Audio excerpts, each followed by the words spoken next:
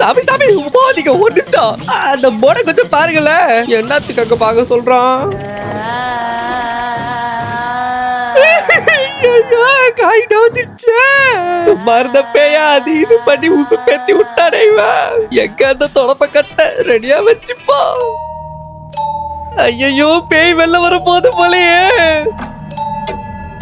வேணா நீ வெளில வராது உள்ளே இரு. ஐயோ லைட்ல ஆஃப் ஆயாவது.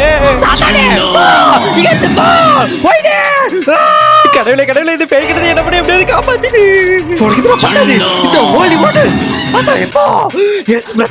அப்பத்தா மாரியப்பா எப்படியாவது பேய்கிறது கொஞ்சம் காப்பாத்துங்க. நம்ம பேய் ஓட்ட ஒருத்தரை கூப்பிட்டு வந்துமே எங்க போனா அவன் காணோம். கீழே உட்காந்து நீ என்ன பண்றான்? சாதாடி போ சாதாடி போ.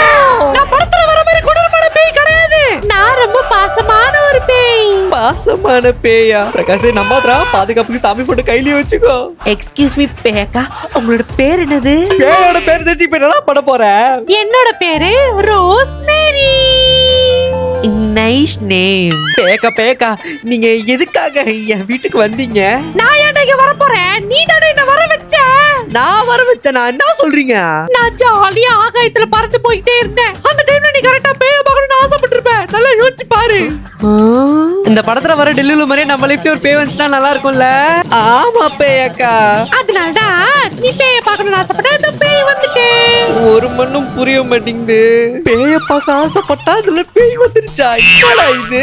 ஆமா, பேய் யார் பார்க்கணும்னு ஆசைப்படுறாங்களோ அவங்க கிளம்பி நான் வந்துருவேன். அதுக்கப்புறம் அந்த பேய் இவங்க 2 பேரும் என்ன பண்ணுச்சு? இவங்க அந்த பேய் எப்படி வீட்ல இருந்து துரத்துனாங்கன்னு தெரிஞ்சுக்கணுமா? ஒரு லைக் போட்டு சப்ஸ்கிரைப் பண்ணி கமெண்ட்ல பார்ட் 4 கமெண்ட் பண்ணுங்க. நாளைக்கே வந்துரும்.